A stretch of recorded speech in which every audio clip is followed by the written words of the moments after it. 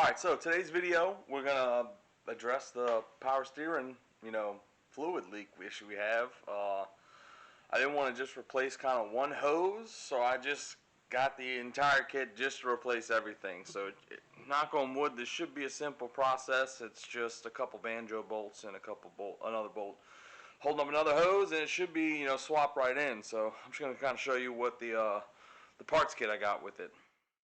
Alright, so I got this entire kit from FCP Euro, obviously except for the fluid. I got that at O'Reilly's. But it pretty much has, every hose. We got the pump to rack hose here. We have the rack return to reservoir hose with it's got this crazy, just I guess to help cool, because this entire, piece sits in front of the power steering rack itself, right on the belly of the car. So I guess with air rushing across it helps cool down the fluid. I don't know. But it's got the return to a new reservoir, and we also have the reservoir to pump hose here. Everything came with worm clamps that we need, all new sealing washers, and the kit also came with the 4 banjo bolts that we need to replace. So there's nothing really special with this. It's pretty much just remove and replace to kind of get what we need with hopefully a perfectly sealed system. So I already went under the car. I used some oven cleaner because it was just caked on grease everywhere. I kind of just soaked it, so I'm going to let it sit for a little bit, and then I'm going to hose it off under the car just so I'm not, messing around with oven cleaner on my hands. Yeah, once we get all that gunk cleaned off, we can start replacing everything. So let's get to it.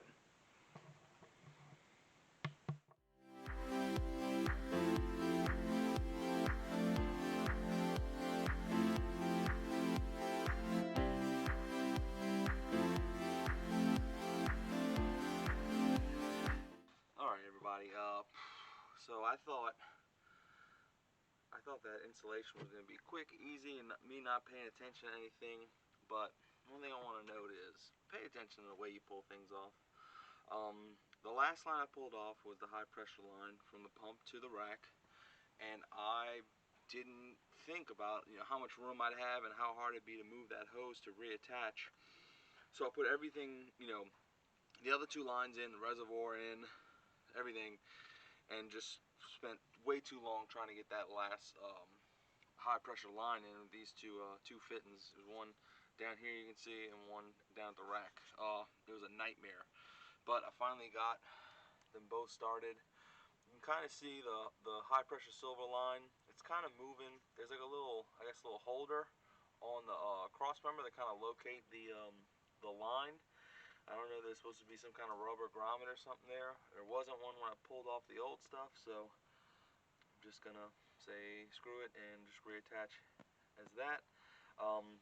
But yeah, pay attention to how you pull stuff off and just put everything back on in the reverse order. Yeah.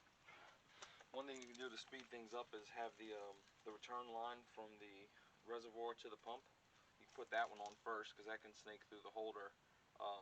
But the other line can't. So, but thankfully this fitting here with the hose clamp sits forward, and it's really easy to get to this hose clamp here. It's really difficult to get to that one, so I'd recommend putting that one on pretty much last.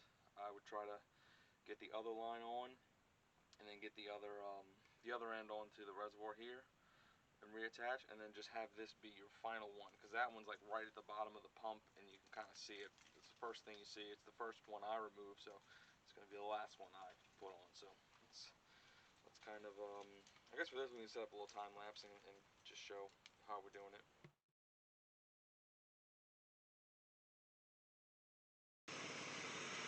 Alright, not sure where I left off, but got the power steering hoses all buttoned up, got the cooling system all done, no fan, and it's running. Getting it up to temp. I bled it already. Took a while, but yeah, real quiet under here so far. Looks like there's some residual coolant burning off under there. See a little bit of smoke. Should be good for now, but yeah.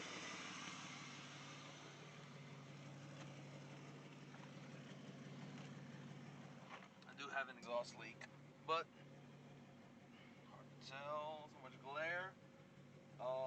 slowly coming up temp. Yeah, it's working pretty good. I got my ABS light on, don't know what that means. Should delete the pump probably. There's still a little exhaust leak, I don't know if you can hear it. But